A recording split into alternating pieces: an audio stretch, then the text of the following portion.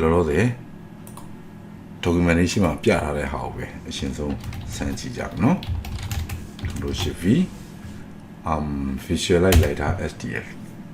နော်အခုဒီကောင်းမှာတော့အဲ့ဒါမပြသေးဘူးနော်ဘယ်ချိန်ပြမလဲကျွန်တော်လည်းမသိဘူးစမ်းကြည့်ရအောင်နော် Okay သူအနေနဲ့အချိန်ပြီးပါပြီးလို့ရှိရင်ignition gazebo topic တွေတည်တန်းရှိပါတယ်เนาะ IGN topic -l နဲ့ကြည့်လို့ရတယ်ဒါက ROS topic ပေါ့เนาะအဲ့တော့ separate ဖြစ်နေအောင် simulation နဲ့ robot program နဲ့အောင်เนาะဒါတော်တော်ကောင်းတဲ့အချက်ပါ lidar pointer is not set เนาะအဲ့ဒီတစ်ချက်ထွက်လာတယ်ဟုတ်ပြီဒီမှာပဲကျွန်တော် run လိုက်မယ်เนาะ control shift d shift plus เนาะIGN topics list ဒါ ignition topics list တွေပေါ့နော် ROS2 topic list ဒါကျွန်တော်တို့ ROS2 ရဲ့ topic ပေါ့နော်အဲ့နှစ်ခု topic နှစ်ခုချိတ်ပြီးလို့ရတယ်ဟုတ်ပြီချိတ်ပြီးလို့ရတယ်ဆိုတော့အခုဘယ်လိုချိတ်ရတာလဲတစ်ချက်လေ့လာကြည့်အောင်ROS2 handle နော်ဒီ package ရှိဖို့လိုတယ်ဒီ package ကကျွန်တော်စီမှာတွင်းထားပြီးသားပါနော်မိတ်ဆွေတို့စီမှာမတွင်းရသေးဘူးဆိုရင်တွင်းလိုက်ပါOkay ပြီးလို့ရှိရင်သူကဘာလုပ်မလဲဆိုတော့ခါကြတော့เนาะဒီ command ကိုပဲ copy ကူးလိုက်တော့ရှယ်ရတာများတယ်เนาะ ROS IGN brick ဆိုတဲ့ package ထဲကဒီ package ထဲက node တစ်ခုကို run မယ် node ရဲ့နာမည်က parameter bridge ပေါ့ရှိုက်ကြည့်အောင်ဗျာ Okay ဒါဆိုရင် information ကbridge ROS ကနေ gazebo bridge တစ်ခုဖန်တီးတာတဲ့ model vehicle blue common velocity geometry message twist အမျိုးအစားပါတဲ့ဟုတ်လားမသိစမ်းကြည့်အောင်နော်အဲ့ဆိုရင် ROS2 topic list ဟုတ်ပြီvehicle blue common velocity နော် ROS ဘက်မှာ topic ထွက်လာပြီဟုတ်ပြီ IGN ဘက်မှာ IGN topics -l IGN ဘက်မှာလည်း topic ထွက်လာပြီ okay ဟုတ်ပြီဒါဆိုရင် documentation ကိုထပ်ကြည့်အောင်ပါသူကROS2 topic pub နဲ့ comment ပေးလို့ရတယ်တဲ့เนาะဒါကတော့ဘာမှမထူးဆန်းမအောင် linear velocity comment ပေးလိုက်တာ x linear x ကို 0.1 နဲ့နောက်တစ်ခုတော့ keyboard နဲ့မောင်းလို့ရတယ်တဲ့เนาะဒီ keyboard နဲ့မောင်းတာလေးကိုစမ်းကြည့်เนาะဒီ package ကို install လုပ်ထားတော့ဒါ tele op ဒါတယ်လို့ကောင်းမျိုးပါပဲကျွန်တော်စီမှာတော့ဒီကောင် install လုပ်ပြီးသားเนาะဒီကနေ ROS topic pub နဲ့မမောင်းလို့ comment velocity ကိုကျွန်တော်တရားကောင်းနေပဲ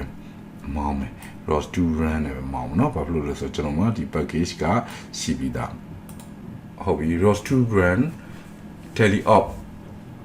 ဒီ twist keyboard တွေက hori node ပေါ့เนาะအဲ့တော့ဒီ node ကို run တဲ့အချိန်မှာ argument ထည့်မယ် argument ကဘာလဲဆိုတော့ -r ဆိုတော့ remap လုပ်တာသူစီကထွက်လာမဲ့ topic က common velocity ဆိုတဲ့ topic အဲ့ topic ကိုနာမည်ပြောင်းမယ် model vehicle blue cmd velocity ဆိုတဲ့ topic နည်းနဲ့နာမည်ပြောင်းမယ် okay မရှိသေးဘူးเนาะမရှိသေးဘူးဆိုတော့ဒါဆိုကျွန်တော် package ကို install မလုပ်ရသေးဘူးဆိုတဲ့သဘောပဲเนาะမသိဘူး install လုပ်ပြီးမှလို့အဲ့တော့ base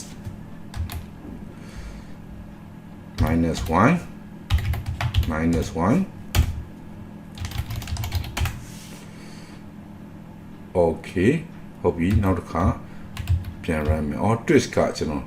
ဒီပို့ခဲ့လို့เนาะခုနက key ဆိုတစ်ချက်မှာအန်တာ okay ဒါဆိုရင် keyboard ရိုက်ပြီးတော့မောင်းလို့ရပြီပေါ့เนาะဒါပေမဲ့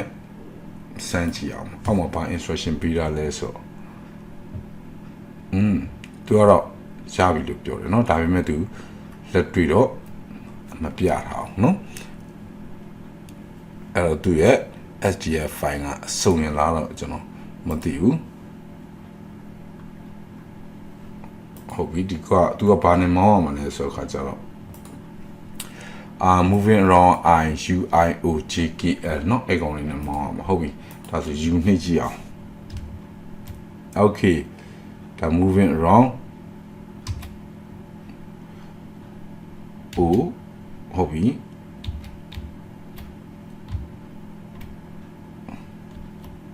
ရှေ့သွားမယ်ခွေမယ် okay ဒါဆိုရင်ရတာပါเนาะ okay ဟုတ်ပြီဒါဆိုရင်ဒါROS topic နဲ့ ROS2 topic ပေါ့နော် ROS2 topic နဲ့ကျွန်တော်တို့ simulation topic နှစ်ခုကိုလှမ်းချိတ်ပြီးလို့ရတာပေါ့နော်ဒါသူစီက instruction တိုင်းသွားမယ်ဆိုရင်ဘာဖြစ်လို့ဒါမျိုးတွေလုပ်ထားလဲဆိုတော့သူ simulation နဲ့ ဘောကျွန်တော်တို့ robot program system တို့နှစ်ပိုင်းခွဲထားလိုက်တာပေါ့နော်မရှုပ်တော့ဘူးပေါ့နော်နှုံးဆိုရင် system တစ်ခုထဲမှာပဲ topic တွေservice တွေစုပြုံနေမှာဆိုလို့ပေါ့နော်ဒီနောက်တစ်ခုကသူက lidar ဆန်းခိုင်းတယ် lidar ဆန်းခိုင်းတော့ကျွန်တော် lidar ဆန်းကြည့်မယ်ဒါပေမဲ့ကျွန်တော် lidar ပုံမယ်လို့တော့မထင်ဘူးဘာဖြစ်လို့လဲဆိုတော့ဒီမှာတော့က error တစ်ခုတက်နေနော် error တစ်ခုတက်နေအဲ့တော့ error တစ်ခုတက်နေဆိုတော့ဒီ error ကို လိုက်မရှာခင်မှာ office ဖွင့်ပြီးတော့စမ်းကြည့်မှာပေါ့နော်အဲ့တော့ office ဖွင့်မယ်ဆိုတဲ့အခါကျတော့ source office 2အဲ့တော့ office 2ထွက်လာပြီ office 2ထွက်လာပြီဆိုတော့နော် office 2ထွက်လာပြီဆိုသူကဘာထားရမလဲဆိုတော့ fixed frame မှာ vehicle blue lidar blink okay ဟုတ်ပါပြီเนาะအဲ့ကောင်ထည့်ပေးပါလေရတယ်ထည့်ပေးမယ် vehicle blue lidar link gpu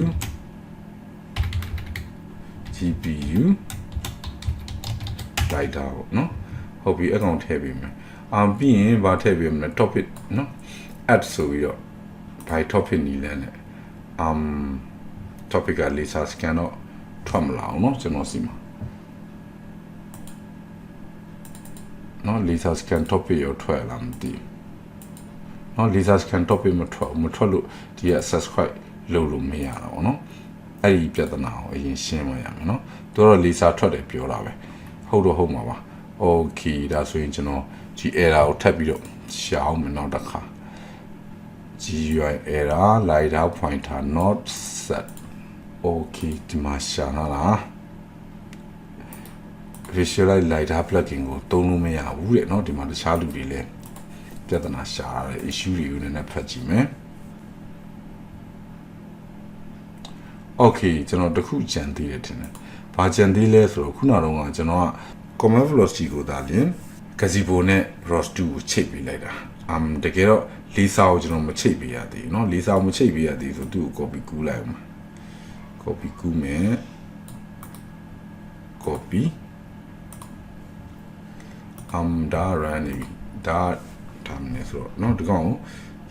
control shift ကီနောက်တစ်ခုပေါ့เนาะအဲ့တော့ ROS2 view เนาะ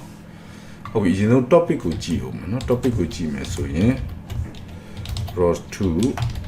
topic list ပေါ့เนาะဒါဆိုရင်တော့ဘာ lidar laser scan data မှမရှိဘူးဒါပေမဲ့ IGN GOBS topic -l ကိုကြည့်မယ်ဆိုရင်တော့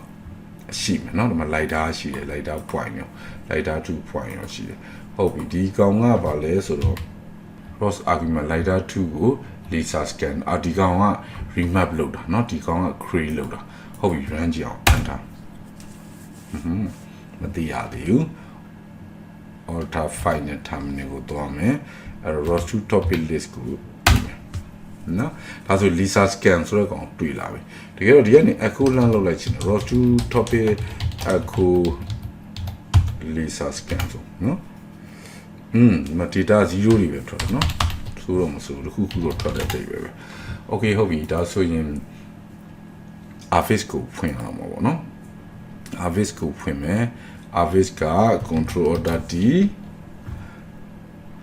office 2 RVIZ2 office ဖွင့်လာပြီဆိုရင်ခုနကသူရဲ့ instruction အတိုင်းပဲ fixed frame က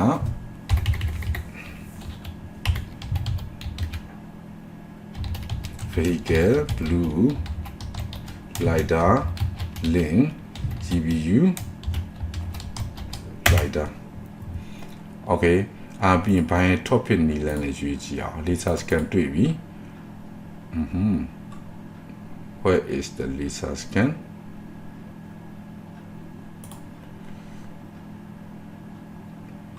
နော်နားလီပဲပြရတယ်နော်နားလီပဲပြရတယ်နော်ဒီ simulation က laser မထွက်ဘူးတစ်ခါလေကြာလေ gazebo 1မှာကလေးကအရင် ROS1 နဲ့ gazebo မှာလည်းဒီကောင်ကတစ်ခါလေးမထွက်တာမျိုးရှိတယ်เนาะအဲ့တော့ဒီကောင်က GPU lidar ဒါမှမဟုတ် CPU lidar နဲ့ SDF လို့ URDF လို့ file ထဲမှာရေးထားတဲ့ gazebo ရဲ့ driver နဲ့ဆိုင်เนาะကျွန်တော်တို့ဆင်းတဲ့ဟာနဲ့မဆိုင်ပါဘူး okay ရတယ်နောက် video တွေကျွန်တော်တို့ဆက်ပြီးတော့လေ့လာကြည့်အောင်ပါအဲ့တော့ဒီ video မှာဆိုရင်ကျွန်တော်တို့ကrobot simulation gazebo နဲ့ဆန်းခဲ့တယ် bridge လုပ်ခဲ့တယ်ပြီးတော့ actuator ကိုခိုင်းတယ်data ကိုဒီ office မှာကြည့်ရအောင်เนาะဒါပေမဲ့ differential drive robot လည်းဖြစ်တယ်ဒါပေမဲ့ကျွန်တော်တို့ sensor ထဲမှာတော့ actuator sensor ရပါမယ်ဒီ lidar sensor တော့ကျွန်တော်တို့မရသေးဘူးเนาะ okay အဲ့တော့နောက် video တစ်ခုမှာထပ်ပြီးတော့လေ့လာကြည့်အောင်เนาะ